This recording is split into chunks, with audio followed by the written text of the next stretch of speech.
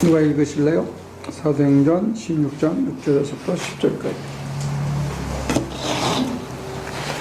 아시아에서 말씀을 전하는 것을 성령이 막으심으로 그들은 브르기아와 갈라디아 지방을 거쳐와서 무시아 가까이 이르러서 비두니아로 들어가려고 하였으나 예수의 이르는 것을 허락하지 못했다. 그래서 그들은 무시아를 지나서 드로아에 이르렀다. 여기서 밤에 바울에게 환상이 나타났는데 마케도니아 사람 하나가 바울 앞에 서서 마케도니아로 건너와서 우리를 도와주십시오 하고 간청하였다. 그 환상을 바울이 본 뒤에 우리는 곧 마케도니아로 건너가려고 했다. 우리는 마케도니아 사람들에게 복음을 전하기 위하여 하나님께서 우리를 부르신 것이라고 확신하였기 때문이다. 말씀을 전하는 게 잘하는 겁니까? 못하는 겁니까?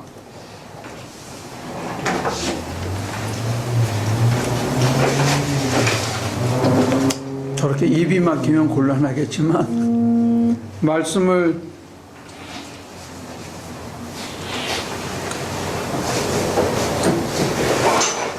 어떻게 생각하세요? 말씀을 전하는 게 잘하는 겁니까? 못하는 겁니까?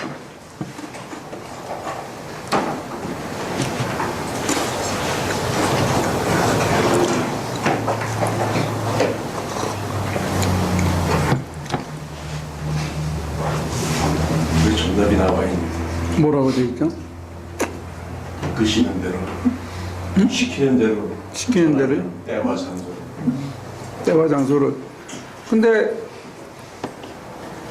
말씀을 안 전하는 것보다는 전하는 게 잘하는 거잖아요. 그죠? 그리고 내가 기쁜데, 내가 좋은데, 내가 그 말씀 때문에 충격을 받고 인생을 새롭게 살게 됐는데 그 기쁨 때문에 말을 안 할 수가 없잖아요. 우리가 맛있는 거 먹고 좋은 식당 발견하면 옆 사람한테 말로 소개하잖아요. 또 어떤 사람은 자기가 어떤 약을 먹었는데 효험이 있다 그러면 그것도 막 전하려고 그러는데, 그런 것처럼 자기 내면에 기쁨이 있어서 이거를 막 전하고 싶은데 누가 막았다? 좋은 예가 있는데, 네? 좋은 예가 오늘 있는데 왜 꼭 먹는 걸 얘기해서 저기 좋은 예가. 무슨 거? 말씀이 좋으면 친구를 불러오잖아. 그죠? 그래요? 다행이네. 근데 그렇게 막 하고 싶은데 누가 막았다? 예수의 영. 누가 맞아요? 성령이 막은 게 맞아요? 예수의 영이 막은 게 맞아요?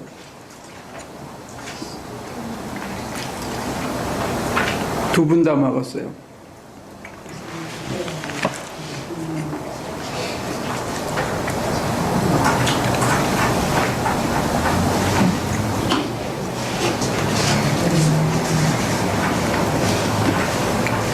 같은 거 아닌가요?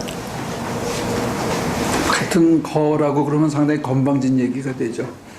예수님의 영 보고 같은 거, 성령 보고 같은 거 이러면 곤란하고, 우리가 소위 말하는 삼위일체 교리에 의하면 같은 분이죠. 근데 한 번은 성령으로 표현됐고 한 번은 예수의 영으로 표현됐으니까 아마 예수님의 환상을 본 게 아닌가 짐작을 해요, 두 번째는. 그런데 어쨌든지 간에 중요한 거는 바울의 또는 바울의 일행의 의지와는 상관없이 누군가가 기도 속에서, 누군가가 묵상 속에서 이걸 느꼈다는 거예요. 어떻게 하라고? 아시아에 가서 복음을 전하는 것을 못하게 막으셨다는 거. 어떤 사건을 통해서도 막을 수 있고 기도를 통해서도 막을 수 있고 어떤 일이 벌어져서 그게 딱 못하게 막아지는 수도 있죠. 근데 말씀을 전하는 것을 막은 주체가 누구냐 이게요. 말씀은 퍼져나가야 되고 말씀은 온 민족에게 해야 된다고 사도행전에서 처음에 얘기했거든요. 성령이 임하면 땅끝까지 이르러 내 증인이 되어야 된다라고 주님의 첫 명령인데, 사도행전에 의하면 그런데 16장에 와서는 그 명령을 수행하고 있는 바울과 바울의 일행에 대해서 그걸 막아버린 거예요. 그죠? 왜 그랬을까요?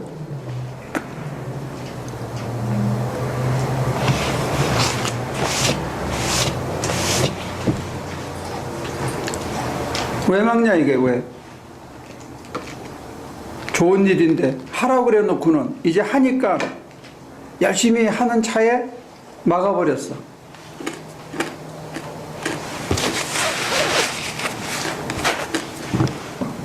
예수의 영이 막았으니까 뭐 만난 거겠죠. 그럼 막으셨다면 막은 이유가 있다 이거죠. 뒤를 안 해봐서 잘. 때가 아니다. 때가 아니다. 오케이. 상상의 나래를 펴봅시다. 왜 막았을까? 9절에 나와 있잖아요. 더 급한 데가 있으니까 거기 가면은 뭐 급한 데로 못 가니까 급한 데를 가게 하기 위해서 그렇게 해서 어디가 더 급했을까 그러면? 마게도니아 마게도냐. 특별히 어디?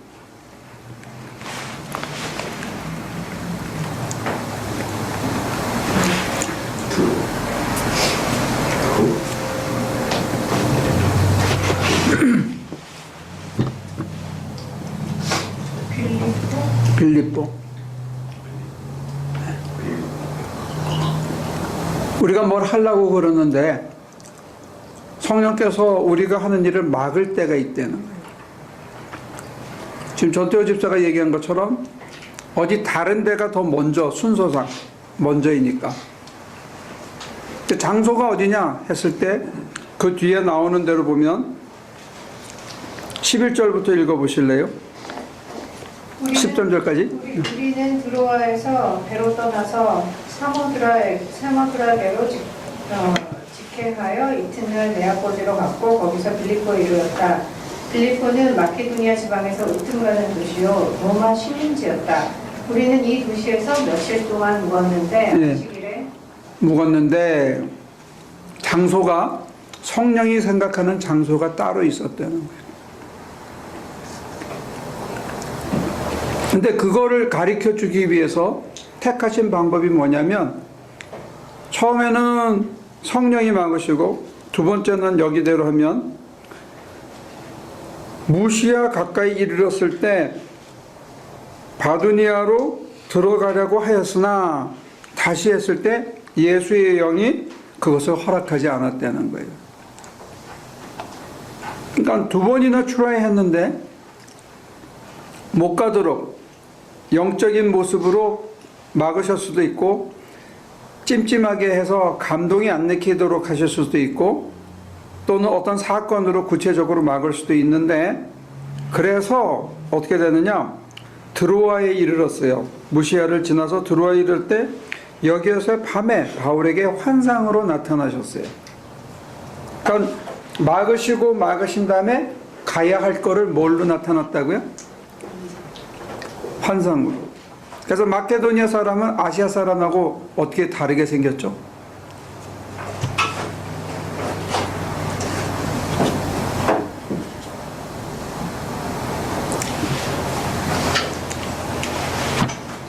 미술 공부한 사람 있으면 금방 대답할 텐데.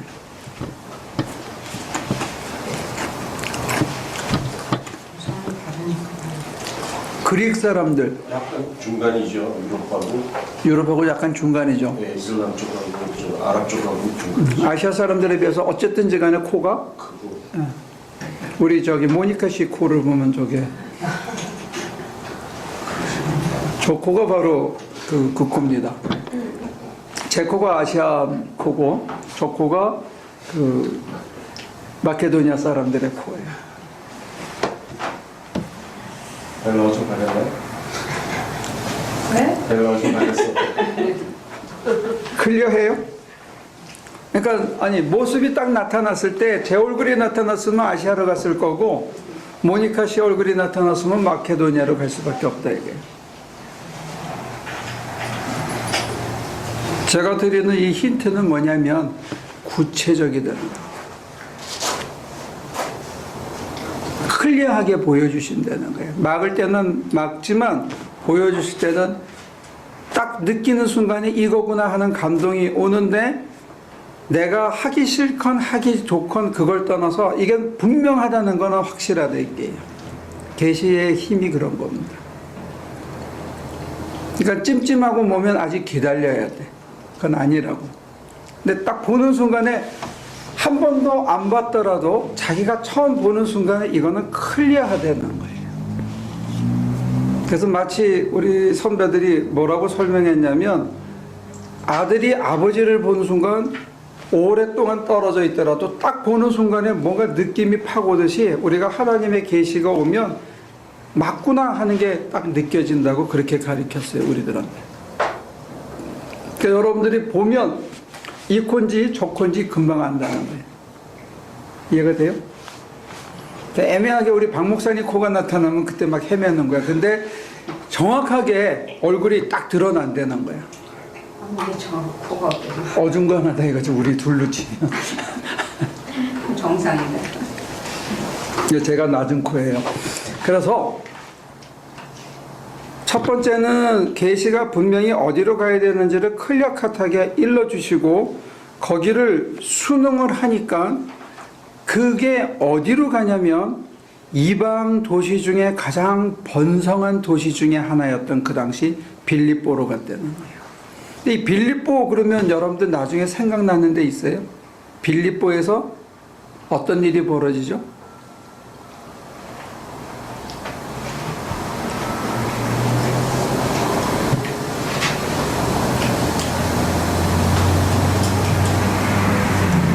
이 16장의 배경을 보면 바울이 자기를 믿음의 세계로 소개해 줬던, 자기는 다메섹으로 가다가 깨졌잖아요. 그리고 다소에 내려가서 촌부처럼 살고 있는데 그 촌부처럼 살고 있는, 그리고 속에서는 신앙과 신학이 익어가고 있는 바울, 그 바울을 예루살렘 교회에 소개시켜주고 그로 하여금 말씀의 강사가 되도록 소개해준 사람이 누구였죠? 바나바였죠. 근데 이 16장이 뭐냐면 바나바하고 결별하는 장면이에요. 지금 우리가 읽은 그 앞에가. 그러니까 바울로서는 인생의 가장 위기 상황이에요. 자기의 은인을 배신해야 되는, 갈라서야 되는 상황이고, 갈라서면서 마가 때문에 갈라서면서 이제 바울은 자기의 보조역으로 디모데를 택해요. 이 디모데는 혼혈이었어요. 그러니까 바울 사역의 색깔이 이제 변하고 있는 모습이에요. 그래서 마가랑 같이 다닐 때는 같은 유대인이었어. 근데 이제 보조 사역자인 디모데를 데리고 다니면 얘는 틱이야. 혼혈이었다는 거예요. 그러면 자기의 외관부터 달라. 같이 다니는 일행의 외관부터 다른 거예요. 그런 상황에서 자기는 아시아를 가야 되겠다. 이쪽 에시아 마이너. 그러니까 지금으로 치면 어디나 그쪽으로 가야 되죠. 이 에게해를 건너서 그립으로 안 가고 오른쪽으로 가야 되는 그런 상황에 가려고 그러는데 막으셨다는 거예요. 그리고는 마케도니아 사람이 환상에 보여서 들어가는 거예요. 자, 그러면 우리가 상상할 수 있는 건 뭐냐면 그 얼굴을 미리 주님께서는 준비했죠. 누구를 통해서? 마가 대신에 디모데를 통해서. 이런 게 작은 사건인 것 같은데 하나님께서 하나하나 미리 예비하시고 그리고 막으신 다음에 가게 하신 거예요. 그럼 여러분들이 기도 응답이 막히면 그건 응답이에요? 응답이 아니에요? 응답이죠. 그걸 응답으로 생각할 수 있어야 진짜 답을 찾을 수가 있다. 근데 대부분의 사람들은 꽁이 겁나면 머리를 쳐박고 꽁지는 든다며. 난 그걸 못 봤는데 하여튼 그런데 그리고는 머리 조아리고 계속 기도하는 거야. 자기 원하는 거 이루어달라고. 그럼 응답이 오겠어요? 안 오겠어요? 올 수가 없죠. 고집센 사람들이 예수 믿기가 힘들어. 자기 방식으로 계속 해달라고 그래. 근데 계속 막으셨다 이게. 그때 주님께서 막는 걸 알고 방향을 돌이키고 방향을 돌이키는 바울에게 환상으로 보여준 거예요. 딱 캐치한 거예요. 그래서 빌립보로 갔는데 이 빌립보가 어떤 교회냐? 나중에 크리스찬이라는 그리스도의 사람이라는 별명이 붙는 바로 그 교회예요. 그 시작을 사실은 언제부터 시작됐냐면 바나바의 결별부터 사실은 이게 준비된 거예요. 근데 바울에게는 이게 인생의 위기였거든요. 새로운 모험이었고 그 다음에 자기가 하고자 하는 것들이 다 가로막히는 사건의 연속 속에서 빌립보로 인도된 거예요. 그럼 여러분들이 인생이 잘 안 풀리면 잘 되는 거예요? 못 되는 거예요? 그럼 제가 여러분들이 인생이 잘 풀리게 해달라고 기도해야 되겠어요? 잘 안 되게 해달라고 기도해야 되겠어요?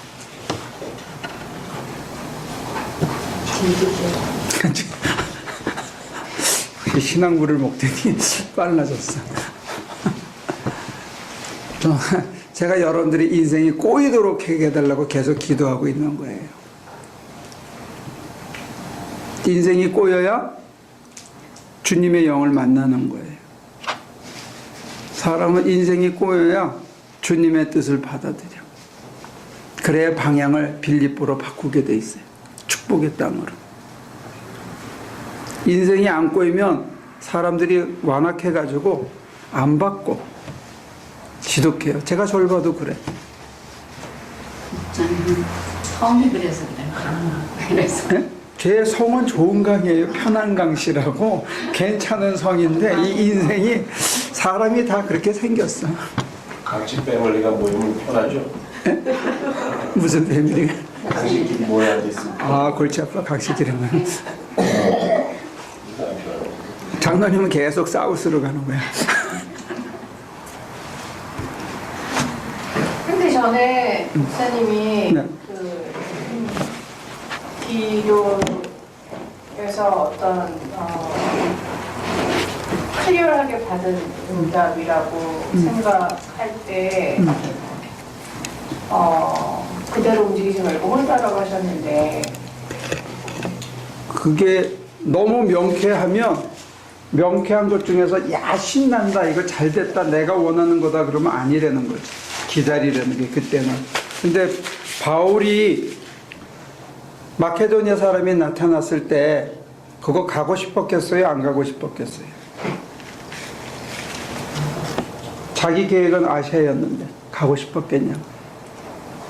그러니까 계시가 왔을 때 하기 싫은 거 딱 나타나면 가라는 거예요. 이건 내가 제일 하기 싫은 거다. 그러면 하라 이거지. 나 오늘 내가 제일 하기 싫은 일 중에 하나를 하고 왔더니 머리가 팽팽 아파.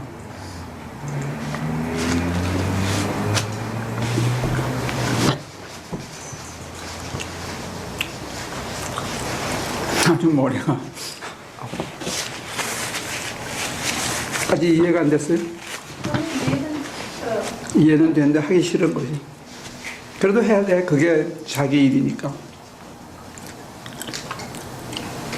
자, 여기에 신앙의 반전과 역설이 있어요. 인생이 꼬이는 것 같을 때가 주님께서 저와 여러분들을 손보면서 주님이 진짜 우리에게 도움이 되는 길, 우리에게 제일 좋은 길로 인도해 간다는 것을 여기서 보여주고 있는 거예요. 그거 막으실 때 그것을 순응하는 게 참 필요하다는 거예요. 막으시면 방향을 바꿔야 돼요. 고집피지 말고. 그리고 계시에 보여주실 때 정말로 내가 하기 싫은 일을 보여주신다는 거예요. 바울이 신나서 간 거 아니에요. 그리고 하기 싫은 일이 어떤 일이냐면 13절부터 나와요. 13, 14, 15를 보죠. 안식일에 성문 밖 강가로 가서 유대 사람이 기도하는 처소가 있음직한 곳을 찾아갔다. 우리는 거기에 앉아서 모여든 여자들에게 말하였다. 그들 가운데 루디아라는 여자가 있었는데 그는 자색 못강 장수로서 두아디라 출신이요 하나님을 공경하는 사람이었다. 주님께서 그 여자의 마음을 여셨으므로 그는 바울의 말을 귀담아 들었다. 그 여자가 집안 식구와 함께 세례를 받고 나서 나를 주님의 신도로 여기신다면 우리 집에 오셔서 믿으십시오 하고 간청하였다. 그리고 우리를 광번해서 자기 집으로 데리고 갔다. 이제 회당이 아닌 강가에서 복음을 전하고 회당이 아닌 집에서 예배가 시작되는 어쩌면 첫 발걸음이에요. 그래서 빌립보는 어떤 면에서는 패러다임 시프트가 이루어지는, 선교와 전도의 패러다임 시프트가 이루어지는 결정적인 사건인데, 그 결정적인 사건이 이루어지기 전에 2번이나 가로막혔다는 거예요, 인생이. 기도 생활에 있어서 뭐가 안 풀리고 맥힌 것 같을 때는 빨리 여러분과 저의 중심을 바꿔야 돼요. 그리고 뭔가 탁 다가와서 이게 분명한데 발걸음을 쉽게 내키지 않는 요청이라는 거예요. 주님이 우리에게 뭔가 요구하실 때 그게 흔쾌히 아멘으로 용납이 잘 안 되는 요구를 하실 때가 있는데, 그거를 우리가 아멘으로 따라가면 우리의 관습과 과거에 해오던 그 타성과 내가 늘 익숙하던 그 모든 것으로부터 꺾이는 경험이 있게 돼요.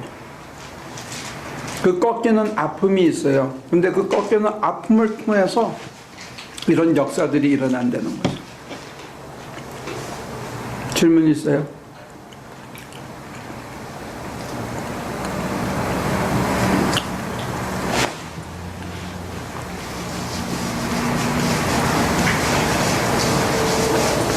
비유를 하나 들어드릴까요?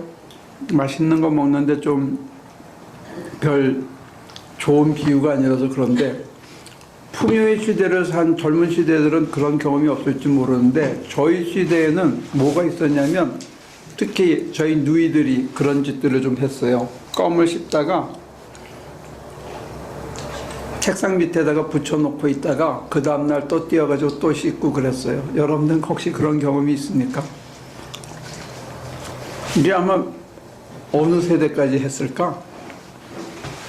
지금 40대는 거의 안 했을지 몰라요. 그죠? 60년대 말 70년대 까지. 아마 이상하게 들릴지도 몰라요. 저는 하진 않았지만 발견을 많이 했어요. 아니 그거는 어릴 때가 없으니까 이렇게 그 못되게 간 거고, 자기가 이렇게 짱 박아놨다가 뛰어서 먹는 거. 근데 그걸 잊어버리는 거야. 그러고 모르고 놔두면 그게 며칠 지나면 퍼석퍼석해지는 거야. 이게 1주일, 2주일, 3주일 지난 거는 이렇게 뛸려고 그러면 속에는 끈기가 있지만 바깥에는 퍼석해지거든요. 제가 보면 신앙생활이 그렇게 된 사람들이 많아. 이게 껌이라는 게 야들야들 씹히고 몰랑몰랑해야 씹히잖아요.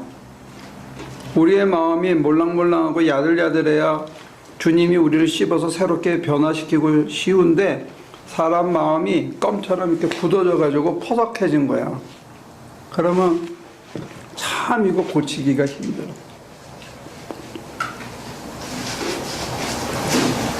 여러분과 제 마음이 몰랑몰랑해야 되거든요.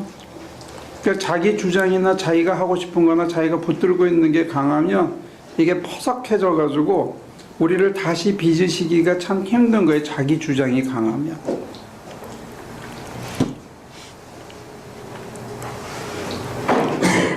그러니까 하나님께서 써먹기 힘든 사람들이 이게 자기 주장이 강한 사람들이에요.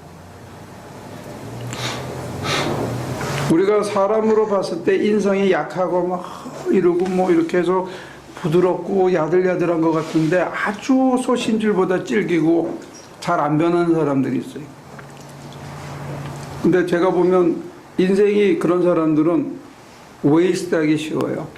하나님과 맞짱을 뜨면서 버텨겨내가지고 이게 퍼석퍼석해지면 참 이거 빚기가 힘들어. 근데 바울은 보면 막으면 이쪽으로 갔다가 막으면 기도하다가 보면 따라가는 거예요. 자기 주장이라는 게 여기서 참 보기 힘들어요. 신앙의 위인들하고 우리처럼 일반 신자들 사이의 차이는 자기 주장과 고집이 얼마나 세냐, 여기에 차이가 있는 거예요.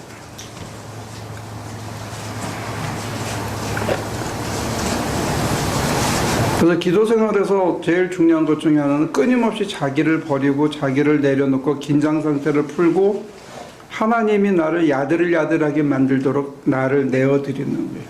내 심장이, 내 중심이 야들야들해져요. 그래야 뭘 믿고 새로운 걸 담아서 우리를 이끌어 가실 수 있다. 근데 뭔가를 이렇게 심어 놓으면 으악 소리가 나는 걸 요구하고 너무 힘겹고, 그런데 이제 세월이 지나면 그걸 어느 정도 받아들이게 되지만 적어도 그런 충격이 여러 차례 가슴이 헉 하는 그런 충격이, 요구가, 이건 내가 왜 해야 되나, 왜 내가 해야 되나, 이런 생각들이 있는 요청이 주님으로부터 온다는 거예요. 바울이 디모데를 데리고 가야 된다든지 루디아라는 여자를 만나야 된다든지 이런 건 사실은 다 언이지한 경험들입니다. 바울로서는. 질문.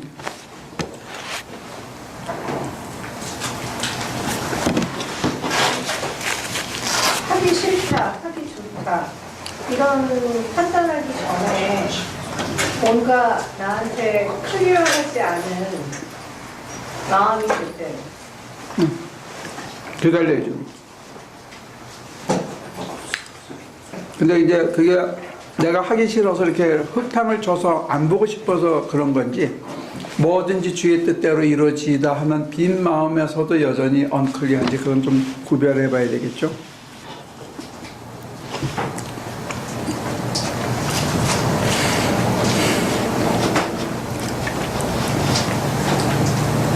무엇을 시키든지 원하시는 대로 이루어지기를 진짜 내 마음에서 아무런 앙금이나 저항이나 주저함 없이 언클리한 거는 더 기다려야죠.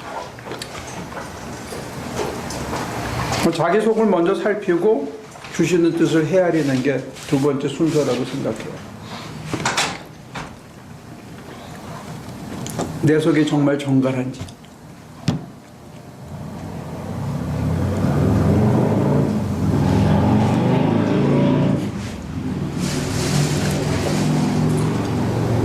사람들이 자기 속이 정갈하지 않은 이유 중에 하나가 분노와 억울한 것들 있잖아요. 그런 감정적인 찌꺼기 때문에 하나님께서 주시는 게 언클리하게 보일 때가 많이 있어요.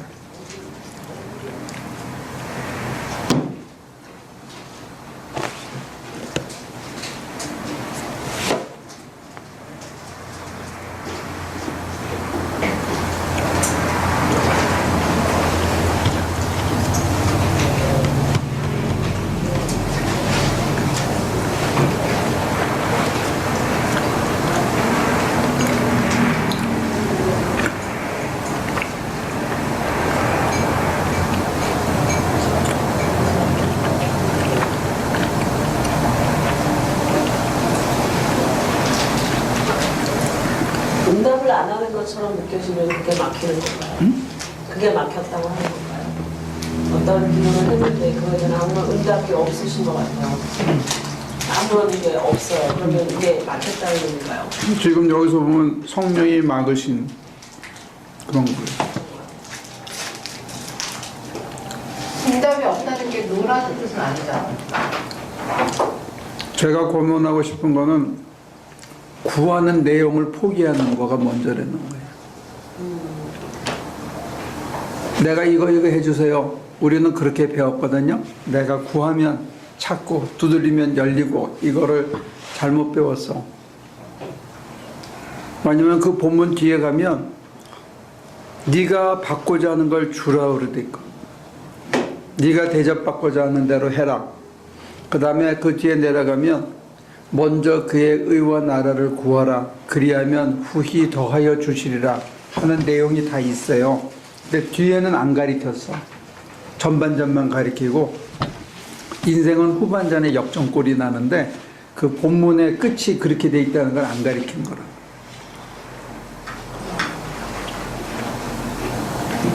그러니까 먼저 뭐를 구하라고요?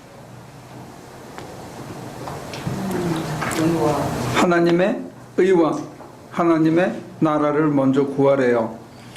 그러면 둘 중에 하나가 있어. 그러면 뭘 놔야 돼?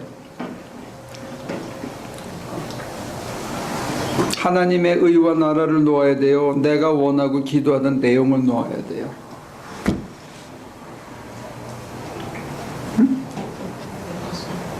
먼저 팔을 벗기고 바늘을 찔러야 돼요. 바늘을 찔른 다음에 옷을 벗겨야 돼요. 네? 제 걸 먼저 내려놓아요. 근데 계속 찔러. 아무데나 막 찔러. 그럼 어떻게 될 거예요? 지팔만 아프지. 아니면 사람 죽거나.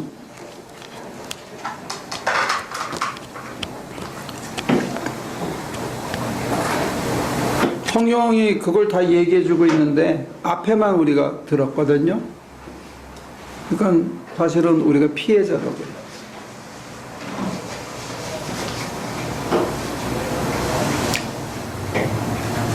네가 대접받고 싶은 대로 네가 먼저 대접하라는 게 이게 성경의 율법의 모든 율법의 정신이다. 그렇게 돼 있어요. 그 본문 두 개가 구하라 찾으라가 하나는 먼저 그의 의와 나라를 구하라로 끝나고 하나는 하나님께서 성령을 후히 더하여 주시지 않겠느냐로 끝나 있어요. 그래서 내가 대접받고 싶은 대로 대접을 하든지 먼저 그의 의와 나라를 구하든지 이런 중심이 바뀌면 우리에게 하나님께서는 뭘 주신다? 떡을 주신다, 성령을 주신다. 성령을 주신다. 성령이 차면 떡을 조금 덜 먹어도 견딜 수 있고 떡보다 더 급한 게 있다는 것을 찾아갈 수가 있는데 떡 먹고 주저앉아 있으면 성령 받는 건 놓친다는 거죠. 근데 우리는 지금 계속 떡 준다는 얘기만 했기 때문에 떡 달라고 기도하는 걸 기도라고 착각하고 있다 이게.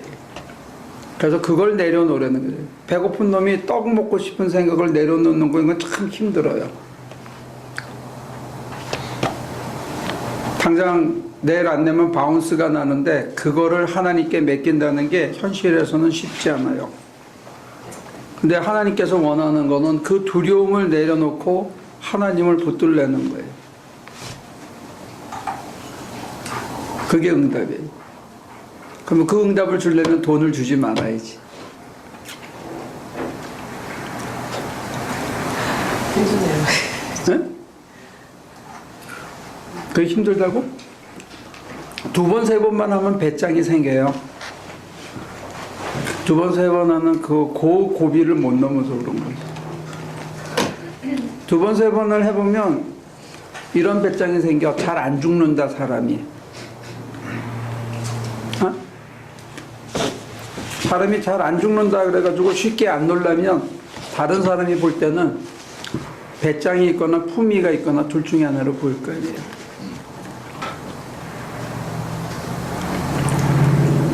저는 우리 교인들이 좀 품위가 있게 보였으면 좋겠어. 쉽게 이렇게 파닥거리지 않아가지고. 그렇게 보여요. 이렇게 금방 이렇게 한번 확 돌아보더니 그렇게 보인대.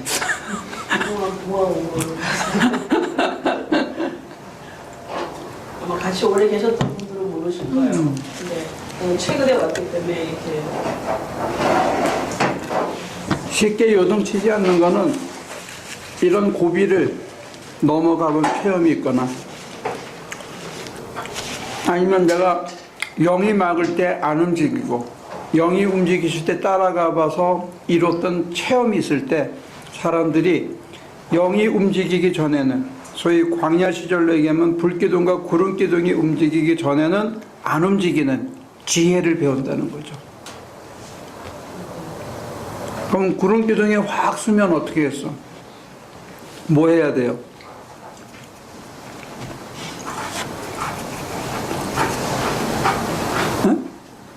구름기둥이 확 쓰면 그늘에 쉬어야지. 대낮이라도 안 움직이면. 불기둥이 확 움직여. 그러면 어떻게 해야 돼요?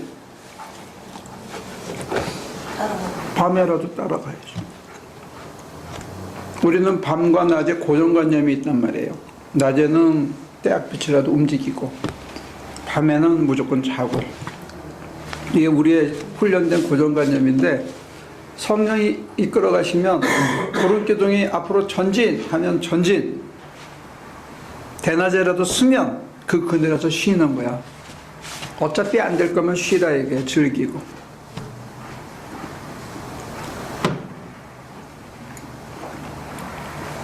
즐겨야 할 시간에 머리 받고 해달라고 기도하고 울고 방언으로 기도하고 통성으로 기도하면 어떡해? 그런 기도를 무슨 기도라고 그런다?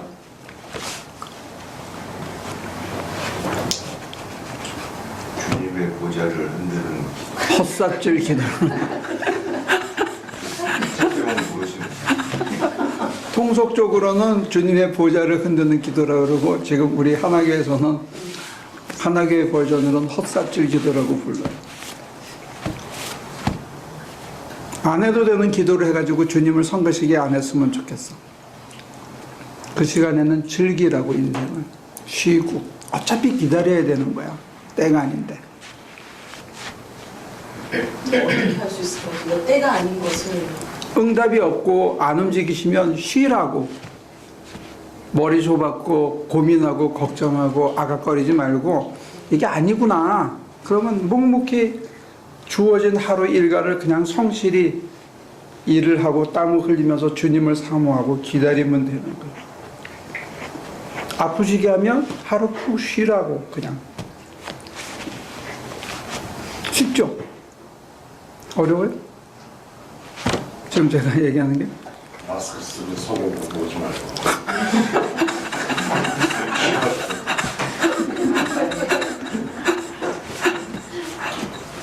안 되는 건 안 되는 걸로 받아들여야 돼.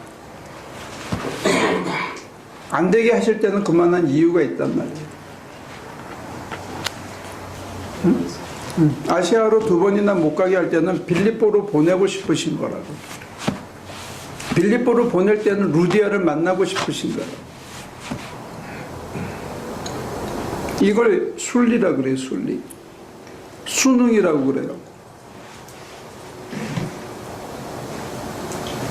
캐톨릭 애들은 이걸 순복이라고 번역했더라고. 순복. 순수하게 복종하는 거예요. 그 흐름에 따라가는 거예요. 너무 길을 쓰지 말아요. 전도하는 거 좋은 거예요. 전도해야 할 때가 있으니까. 근데 때가 안 됐는데 파닥거리지 말라는 거죠. 여러분들이 너무 파닥거리니까 인생이 고달픈 거예요. 안 되는 걸 안 되는 걸로 받아들이면 사람이 여유가 생기는 거예요.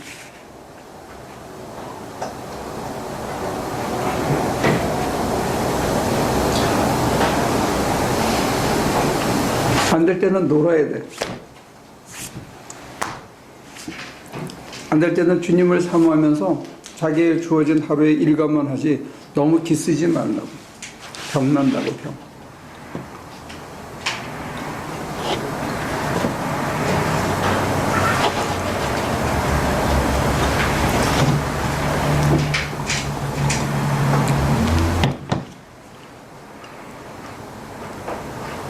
잘 못 알아들으니까 좀 더 파격적으로 설명하면 전혀 안 될 때는 기도도 하지 말고 차라리 맥주를 한 잔 먹고 자.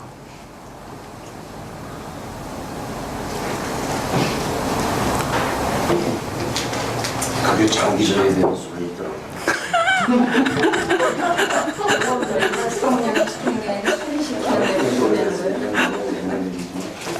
그게 장기전에 대한 소리.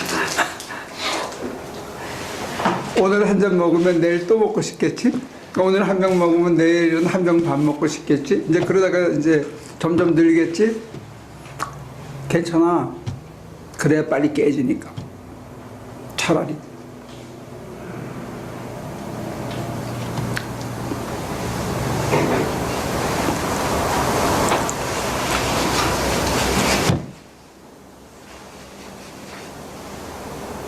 깨질 때 좀 아파서 그렇지 빨리 승부가 나는 거예요.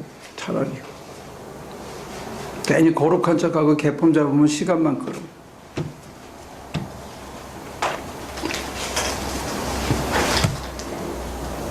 자기를 속이는 게 신앙생활에서 제일 나쁜 것 같아요.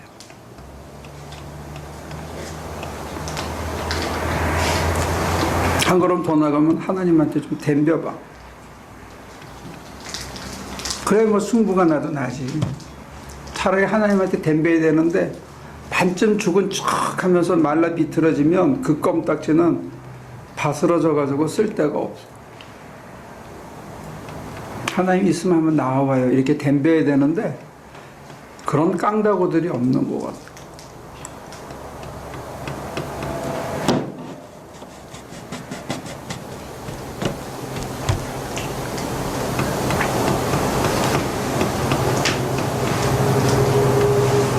조금 더 나가면 이제 비행기가 확 쳐박는 이런 경험이 있으니까 거기까지는 내가 안 가르쳐 주려고 그래요. 여기까지만. 그지? 한번 덤벼 보시라고. 하나님 계시면 나와봐요. 진짜 나한테. 한번 덤벼 볼 필요가 있어요.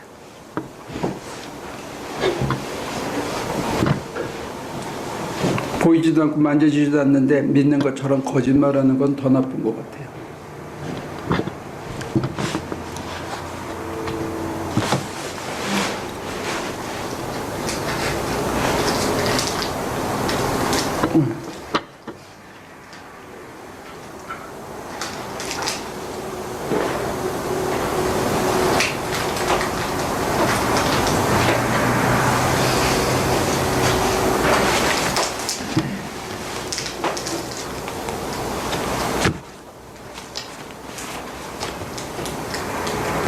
절제의 영을 조금만 더 걷어주시면 어떤 사람들은 찔기게 5년, 10년을 끌더라고. 신앙이 전혀 전진하지 않는 상태. 그건 더 나쁜 것 같아요.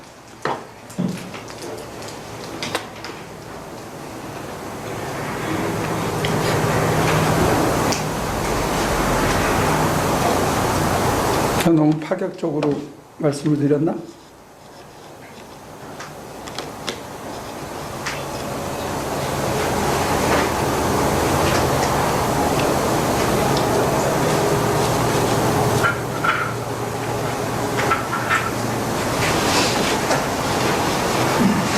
저희들 신앙의 전진이라고 아까 그런 걸 어떤 증상으로 알 수 있을까요? 간혹나온 질문이신데.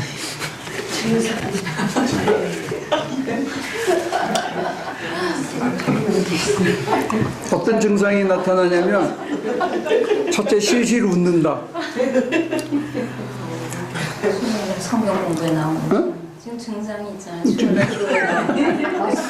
텔레비 안 보고 그러다 9번째 증상이 되니까 교회에 자꾸 가고 싶다.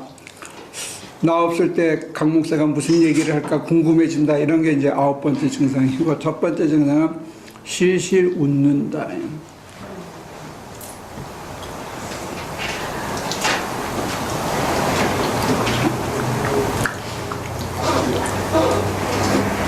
두 번째 증상도 얘기해줘요. 웬만하면 얄미롭지 않다.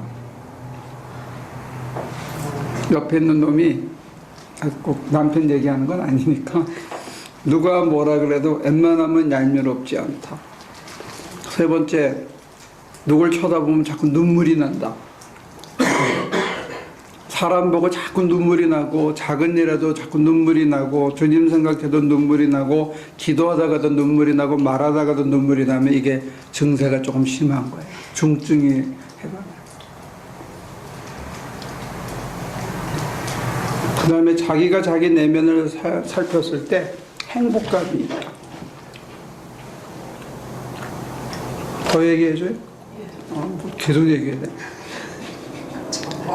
다섯 번째, 하나님이 여기 계신 게 보인다. 이거는 굉장히 심각한 증세예요. 그러면 어떤 상황에서도 꿀리지 않는다. 어떤 상황에서도 쫄지 않는다. 웬만하면 버틴다. 이건 중증이에요. 하나님의 임재가 느껴지는 건 중증이에요.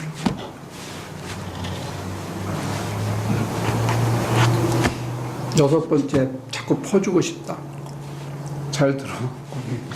노총각한테 자꾸 밥 해주고 싶다 이러면 이건 증세가 점점 심해지고 있는 거예요. 실실 웃는다, 눈물이 자주 난다. 이건 감성적으로 굉장히 중요한 것 같아요. 영혼이 정화가 돼요. 말씀 듣다가 눈물이 나고 기도하다가 눈물이 나고 그게 굉장히 중요해요. 뭐 적기 시작하면 꽤 많을 거예요. 그 마스크 쓰고 옆에 누구 자꾸 끌고 온다 이것들 중증 중에 하나예요. 끌고 온 건 아니고 원해서 했어요.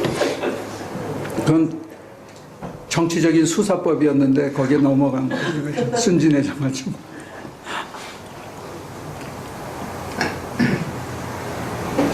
근데 중요한 거는 지금 제가 말씀드린 그게 없으면 인생이 피폐해지기 시작해요. 그 반대면 뭘 봐도 눈물 한 방울 안 나온다. 전혀 웃을 일이 없고 인상을 계속 쓴다. 남 봐도 전혀 불쌍한 생각이 안 든다. 쳐다보기만 하면 얄미롭고 승질이 난다. 이런 것들. 조그만 일에도 내가 화를 자꾸 벌컥벌컥 낸다. 하나님이 어디 계신지 한 번만 봤으면 죽어도 소원이 없겠다. 이런 생각이 들면 이것도 반대쪽의 중증이에요. 퍼석퍼석해져.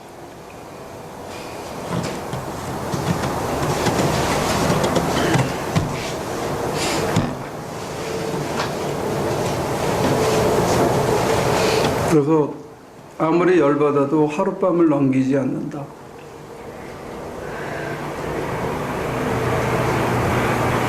그래서 인생이 억울하지 않아야 돼요. 내 인생이 억울하지 않아야 돼요. 내가 지금 하고 있는 일이 억울하지 않아야 돼요. 제값을 못 받는 것 같아서 분하고 억울한 생각이 들지 말아야 돼요. 여러분들이 예수를 믿으면서도 인생이 억울하고 분하면 뭐가 잘못된 거야. 어디에서 꼬인 거예요, 뭐.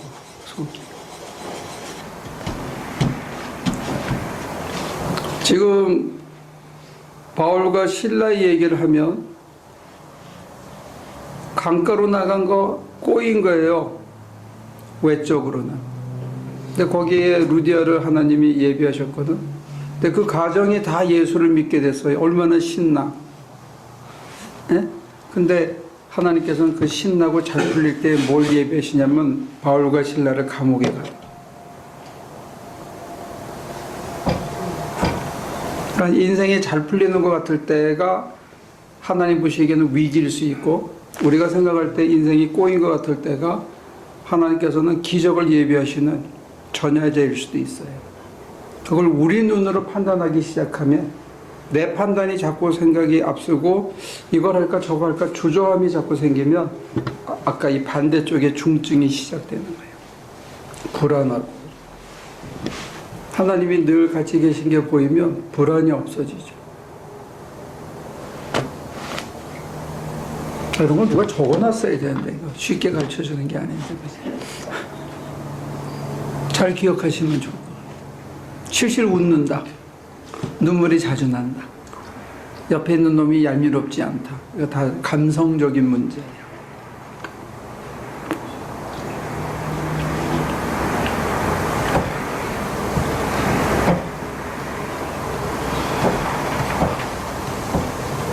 아무리 얄미운 놈도 자주 잊어버린다.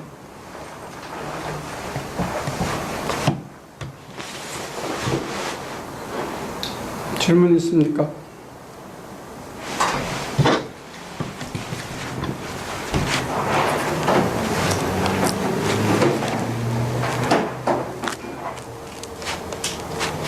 증상 해소에 좀 도움이 됐어요? 많이 도움이 됐습니다. 나 저렇게 질문한 사람은 처음 봤어.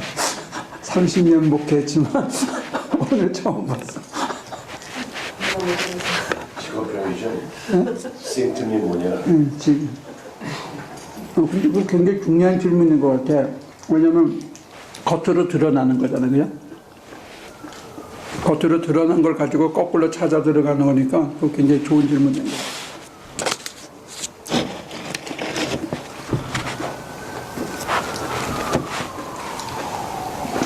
그래서 여러분들이 거울 보면요, 집에 가서 거울 봤을 때 이 눈꼬리가 이렇게 됐으면 문제가 심각한 거예요. 삼각형으로 이렇게. 그러다 이게 이렇게 치켜져 올라갔다. 이것도 문제가 있는 거예요. 그러니까 여러분과 제 얼굴에 제가 수녀원을 갔는데 기도하러 쫙 사진이 어두침침한데 쫙 걸려 있는데 하나같이 이렇게 못생겼어 수녀님들이. 그 수녀 원장들의 사진인데 근데 묘한 매력이 있어 그 얼굴에. 그게 거룩이에요. 거룩. 오랜 기도 생활과 섬김과 헌신의 생활 후에 오는 거룩의 얼굴이 있다. 천박하지 않아 못생겼는데도 불구하고 그 사람들은 뭐 화장도 안 하잖아요. 맨 얼굴인데 거룩이 묻어 있다. 그러니까 우리가 한평생을 살고 났을 때 얼굴이 그래야 돼요. 천박하거나 욕심에 찌들어 있거나 근심과 걱정으로 막 투쟁적인 얼굴이 되거나 그거는 인생을 잘못 산 거라. 여기 하루아침에 된 게 아니고 하루하루가 쌓여서 그렇게 된 거거든요. 그러니까 여러분들이 세수하고 나서 어머 잘생겼네 이거 보지 말고 내가 웃고 있는 얼굴인지를 보라.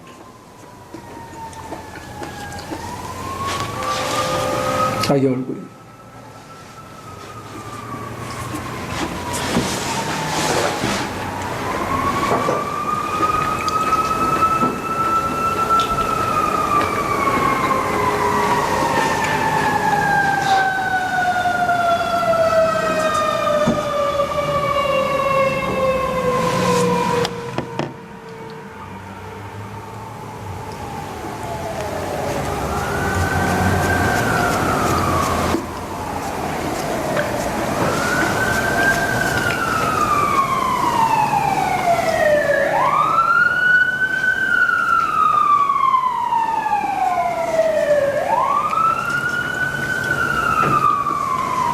그래서 여러분들이 기도 생활하면서 어떤 기도가 잘 된 기도인가, 어떨 때는 기도가 잘 안 되고 기도가 뭐 어떻고 이런 질문 하는데, 여러분들이 이렇게 반쯤 기도해서 기도하시다가 웃는 얼굴로 자기가 서 있으면 참 기도를 잘하고 있는 날이에요.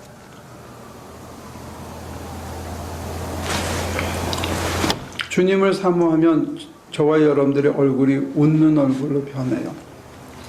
그게 오래 굳어지면 잔잔히 막 크게 이렇게 박장대소하는 게 아니고 잔잔한 미소의 얼굴로 변하는 것 같아요. 그럼 여러분들이 이렇게 와서 앉아 있잖아요. 주일날 이렇게 쳐다보면 한 주간을 싸움질하고 살았는지 웃고 살았는지 대충 보인다. 앞에 서면 참 희한한 자리예요.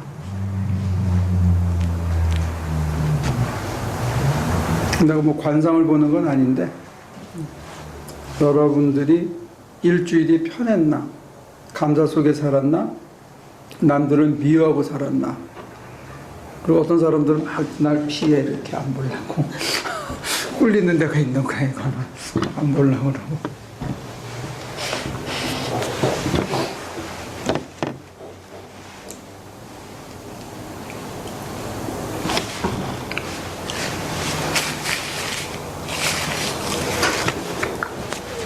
제가 어제 참 특이한 경험을 했는데, 어제 참 마음이 가난한 날이었어요. 회사에서 좀 약간 문제가 있고 이래가지고 참 마음이 힘들었던 날이었는데, 진짜 가난하단 말이 딱 그런 느낌으로 오더라고요. 근데 그 전날 어떤 사모님한테 카톡을 받았는데요. 심장에 기형이 있어가지고 이번에 심장 수술을 하게 됐대요. 그래서 자기를 위해서 기도를 해달라고 하더라고요. 근데 그 집안 사람들이 다 이제 그런 한 가지 큰 수술들을 다 하셨어요. 뭐 이렇게 목사님은 키드니 쪽이 뭐가 있어 그것도 하고 또 심장 오픈 수술도 하고 막 이래가지고 이 집안은 참 이런 수술이 많구나라고만 생각하고 그냥 큰 뭐 없이 기도해 드릴게요. 필요하시고. 건강하게 돌아오시기를 기도할게요. 그래서 카톡을 보냈어요. 근데 어제 그렇게 마음이 정말 가난할 때 이렇게 카톡을 다시 한번 이렇게 볼 때 그분 이렇게 얼굴 사진이 딱 떠오르잖아요. 갑자기 마음이 뭉클해지는 거예요. 이분의 이 상황의 심정이 어제하고 다르게 굉장히 가슴에 탁 다가오더라고요. 굉장히 힘드시겠구나. 어제는 그 생각이 안 들었는데 오늘은 내가 이렇게 마음이 이렇게 가난해질 때 그 마음이 들게 될까. 그게 난 처음 되게 신기한 체험이었어요. 어떻게 생각하세요, 목사님? 그래서 사람이 좀 이상한 질문이에요. 23은 뭡니까? 그래서 하나님께서 가끔 우리를 망하게 하시는 것 같아요. 그 마음이 딱 들더라고요. 내가 이렇게 하세요? 가끔. 몇 년에 한 번씩.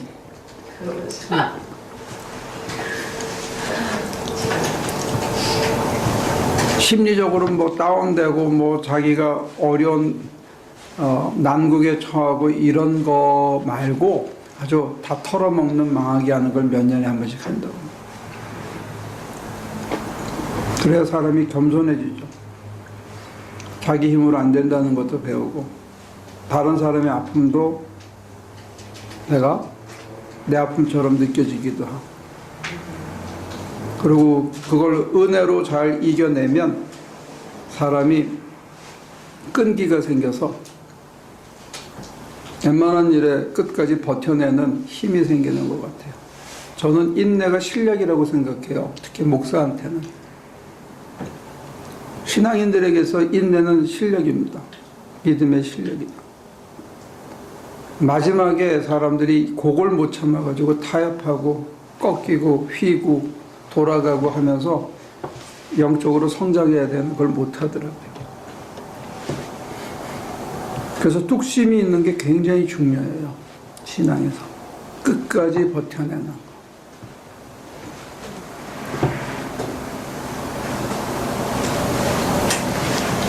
환자들이 삶의 의지가 있어야 중병에서도 버텨내잖아요. 살겠다는 그 끈기, 찔긴 거. 신앙에서도 마찬가지다. 끈기가 있어요. 버텨내야 돼요. 어느 순간에는 손 딱 놓고 싶죠. 더 이상 안 가고 싶지. 이제는 너무 지쳐가지고 놓고 싶은 유혹이 왜 없겠어요. 근데 그걸 버텨내야 돼요. 그게 한 칸 성장하는 길이고. 근데 그 뒤돌아보면 성장이고 성숙이고 사람의 품위와 그릇이 커지는 사건이지만 그 시작은 어디에 있냐면 실패에 있어요. 망가져요.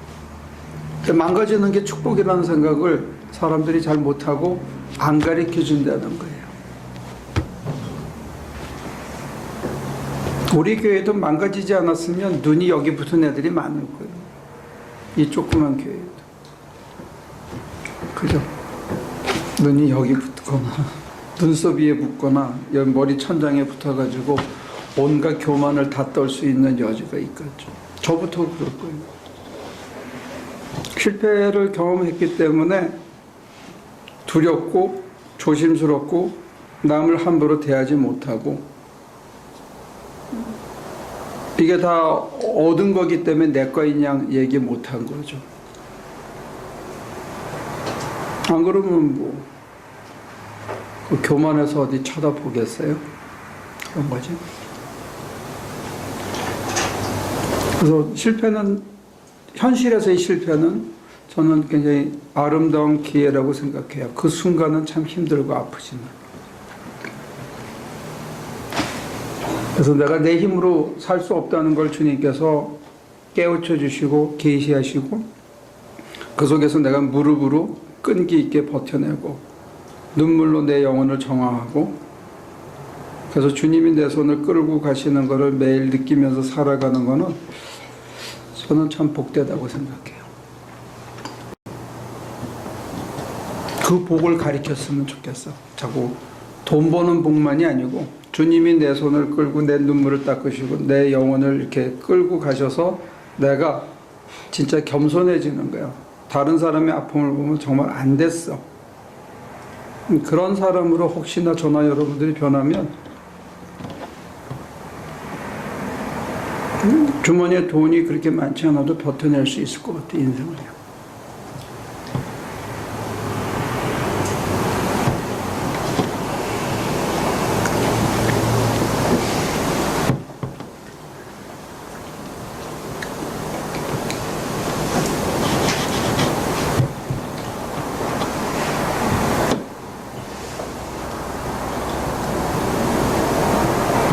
제가 지금 말이 계속 끊어지는 거는 이렇게 절제를 좀 해야 되기 때문에 오늘 이렇게 하다가 제가 멈추고 그래요. 자꾸 막 갈 것 같아. 그래서 내가 멈추는 거니까 질문이 있으면 하세요.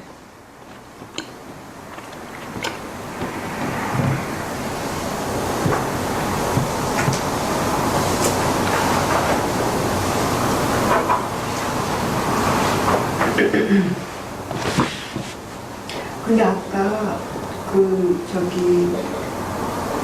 기도가 안 되고 응답이 안 올 때 한 잔 마시다 보면 그냥 그렇게 해서 그냥 쭉 가서 좀 실패를 빨리 하면 더 좋다라고 얘기하셨잖아요.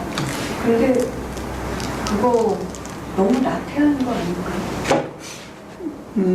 그게 뭐 권장할 만한 좋은 방법이다 이렇게 해서 권하는 건 아니고 반어법적인 요소도 있지만 차라리 한 잔 먹고 하나님한테 덤벼보라 하는 얘기는 뭐냐면 껌딱지처럼 말라 비틀어져서 교회 생활도 하고 교회도 다니고 속회도 나가고 뭐 선교 간다 그러면 따라도 가는데 헌금을 해도 막 아깝게 억지로 또 남에게 보여주기 위해서 형식적으로 하고 신앙생활도 와서 막 웃고 그러는데 집에 갈 때는 허전하고 이상하고 뭐 했지 하고 가는 그런 반복된 타성화된 신앙생활을 하는 것보다는 빨리 깨지는 게 낫다는 거예요. 차라리. 한 번 깨진 사람이요. 근데 다시 그 자리로 깨지기가 싫어서 그래도 이거나마 열심히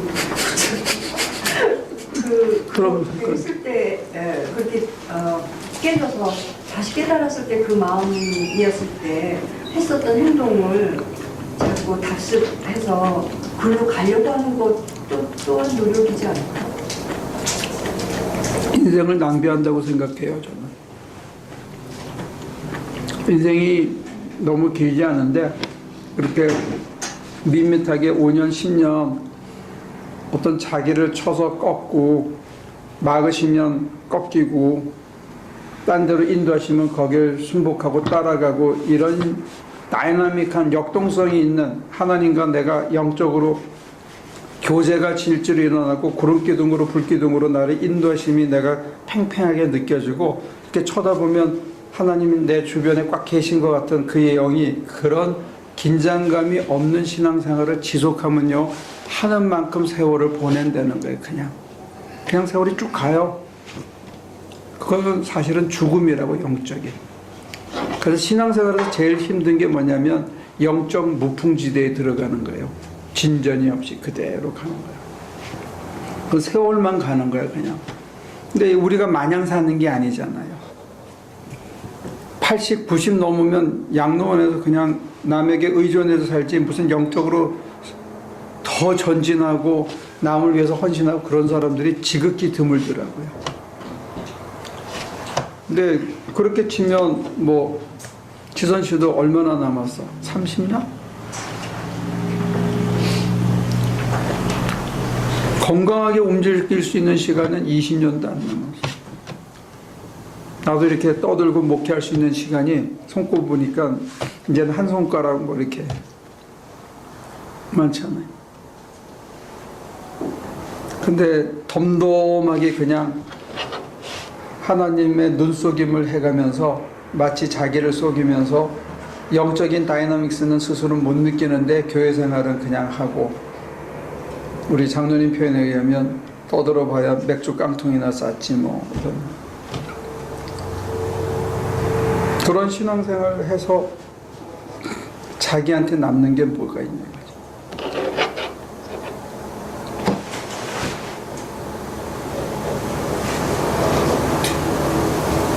그런 걸 영적인 죽음이라고 해요. 그래서 차라리 막히는 게 훨씬 낫다는 거예요. 왜? 성령이 나를 막으시는 걸 내가 느끼니까. 성령의 임재를 느끼니까. 그거는 인트랙션이 있는 거예요. 막는지 안 막는지 뭐 하는지 모르고 하는 신앙생활이 제일 위험하다는 거 얘기죠. 타성으로 다니는 신앙, 이게 제일 위험한 거예요.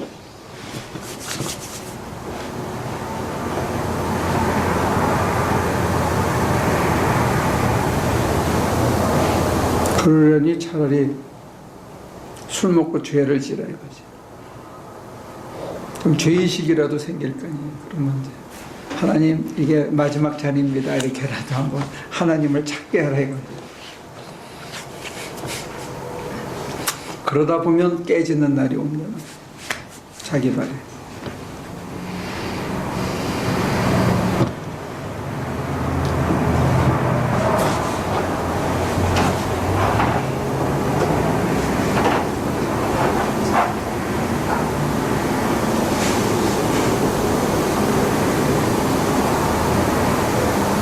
이제 제일 나쁜 사람들이 어떤 사람들이냐면 세상 재미도 보고 영적인 기쁨도 누리고 둘 다 가지려고 하는 사람들. 꿈 깨시기를 바랍니다.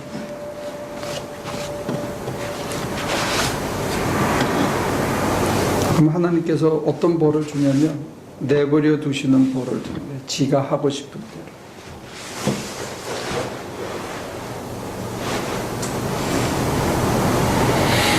(10년만) 놔두면 몇 살 되지? 40? 그때는 무슨 증상이 나타날까? 아까 같은 10가지 증상이 나타났으면 좋겠어요. 꾸준히. 그러면 천만다행인데 맞아요. 대부분 어떤 증상이 나타나냐면 전화기를 어디다 뒀는지 못 찾는다든지 내 키가 어디 있는지 계속 손에 들고 찾는다든지 이런 일이 벌어지기 시작한다는 거예요. 지갑을 잊어먹는다. 뻑 하면 지갑과 드라이브 라이센스를 잊어버린다든지.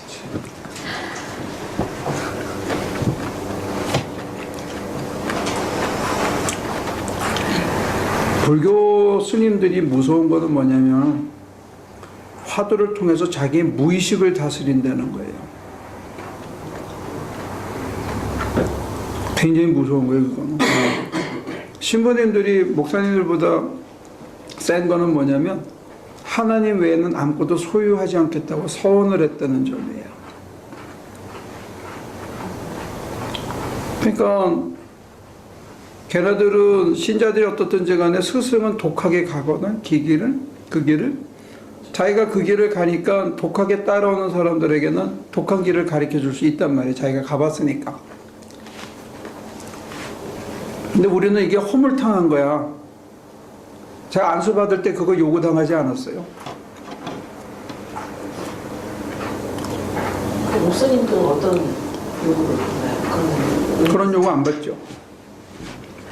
뭐 서약을 한다든지 이렇게 하거나. 부름받아 나선 이몸 노래는 열심히 부르는데 아골골짝 가라면 다 안 가. 어디가 많이 모이냐 그러면 이력서 들이내고 경쟁하고 설교 잘해가지고 테이프 막 붙이고 요즘은 목사님들도 분장하시더라고. 파운데이션 바르고 저 카메라 빨리 잘 받으라고. 우리가 딸리는 거야 그게. 여러분들이 보통 노력해가지고는 우리가 걔네들한테 경쟁해서 이길 수가 없어요. 왜? 리더가 그 꼴이니까. 저부터가 걔네들한테 딸리거든. 무의식을 통제 못한다고. 첫째 저는. 두 번째는 나는 하나님만 소유하겠다 무소유는 서원했지만 걔네들처럼 먹고 사는 게 완전 보장이 안 되니까 먹고 사는 거에 대해서 어떤 때는 염려한단 말이에요. 그러니까 제가 신부님들보다 딸리는 거야.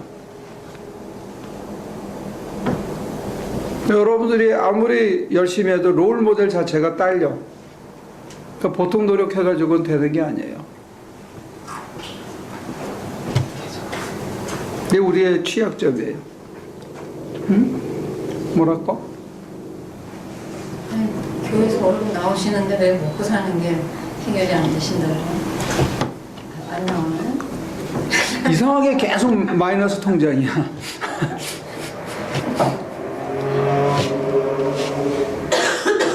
목사님 눈물이 많으셔서 그래요. 그래? 괜히 부자 목사님들 만나고 다 본인이 내신 말고 카드 빌리고 약간 해봐요.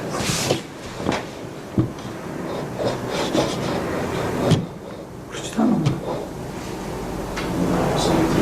목사님들은 다른 목사님들보다 많이 내시죠.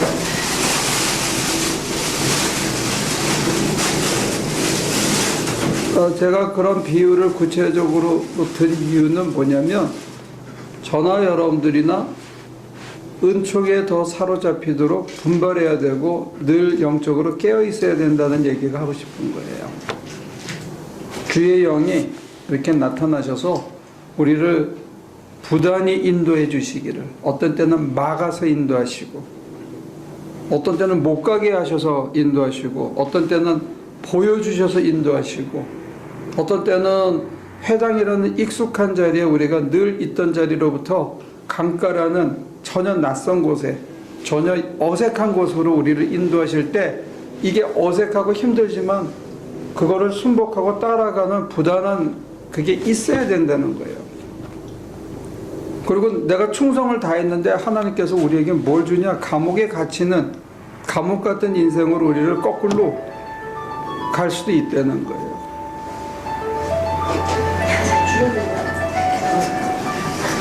증상이 나타나.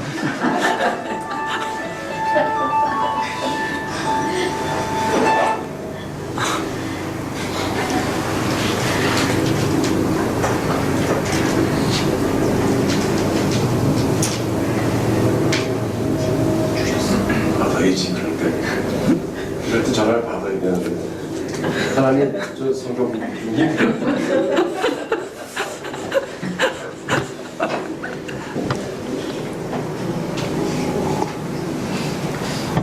그래서 여러분들의 영이 팽팽하게 살아있고 하나님께서 저와 여러분들 이렇게 만지고 주물르면 이렇게 몰캉몰캉해서 이렇게 빚으면 이렇게 되고 이렇게 빚으면 이렇게 되고 필요와 시간과 장소에 따라서 우리가 빚어서 하나님의 은혜를 담을 수 있는 그릇으로 영적으로 팽팽하게 살아있으면 좋겠다는 얘기를 드리는 거예요. 그래야 내가 살아있는 것 같아. 안 그러면 사는 게 억울하다고 나중에는. 사는 게 퍼석퍼석해지고 지치고 고나고 사는 게 힘들어지고 이러면 이게 하나님과의 관계가 어그러지면서 사는 게 그렇게 되면 그냥 허송세월하게 된다는 거예요.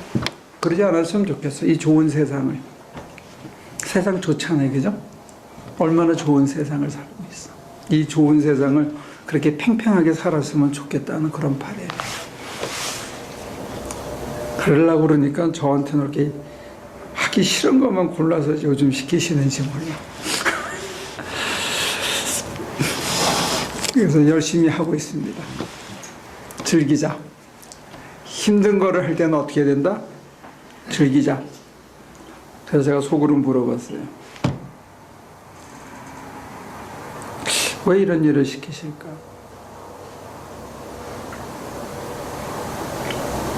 지금은 저밖에 할 사람이 없어. 그 일을 그냥 하는 거예요. 되게 감사한 거는 그런 일을 통해서 하나님께서 그런 일들이 제 감정을 상하지 않는다 하는 것을 확인시켜 주는 게 참 감사한 것 같아요. 얼마 전까지 같으면 감정이 상했을 텐데 감정이 상하지 않고 일을 할 수 있게 이끌어 주시는 게 참 감사하고 그거를 확인할 수 있는 구체적인 사건을 줬다는 게 참 다행이다 싶은 거예요. 그러니까 혹시 여러분들에게 내가 하기 싫은 일인 것 같은데 성령이 나밖에 없어서 시키시는 것 같아서 내가 감당을 하잖아요. 했는데 감정이 안 상해야 돼. 속상하지 않아야 되고 분하지 않아야 되고 기분이 나쁘지 않아. 그런 감정의 요동이 없이 내가 그 일을 감내할 수 있으면 우리는 어떤 선물을 받은 거예요. 무슨 선물을? 우리의 인품이 점점 주님의 성품을 닮아가는 축복을 받은 거다. 나는 그렇게 봐요.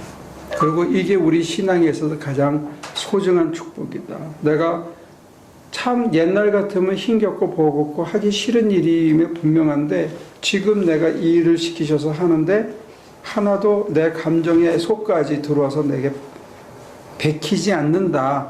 아, 참 어떻게 이렇지? 내가 이렇게 변화시켜 주셨나? 참 감사하네. 그래서 나로 인해서 하나님이 그 일을 처리한다 하면 이건 참 감사한 거예요. 하나님과 더불어 그 일을 하는 동안에 저와 여러분들의 일이 그래서 왜 감정이 상하지 않나 했을 때 요한복음 4장은 예수님께서 그렇게 대답하시더라고요. 나는 너희가 모르는 양식이 있다. 곧 하나님의 일을 이루어 드리는 거다. 그래서 영적으로 배가 부르고 든든하다. 그런 거죠. 저는 여러분들이 매일 영적으로 배부르셨으면 좋겠어요. 그리고 속에서 생수가 상쾌하다. 이래서 이걸 시키셨구나. 이런 깨달음과 기쁨이 매일 있으면 좋겠다. 그렇게 생각합니다. 기도할게요. 하나님, 오늘 하루도 버겁게 힘에 부치게 살았지만 순간순간 하나님의 영이 우리에게 새 힘을 주시고 옛날 같으면 참 하기 싫었던 얼마 전까지만으로도 피하고 싶었던 그 일을 감당하면서 주님을 생각하고 아프고 연약하고 힘든 사람들의 마음을 헤아리고 당신께 육신을 빌려드려 당신이 원하시는 일을 이루어가며 함께 쓰이고 있다는 잔잔한 기쁨이 있음을 감사드립니다. 감히 바라옵기는 이런 모든 과정을 통해서 하루하루의 순간순간의 삶을 통해서 우리 속에 새 영을 부어넣어 주시고 우리가 당신의 모습을 좀 더 닮아갈 수 있도록 우리를 늘 새롭게 빚어 주시옵소서. 예수님의 이름으로 기도합니다.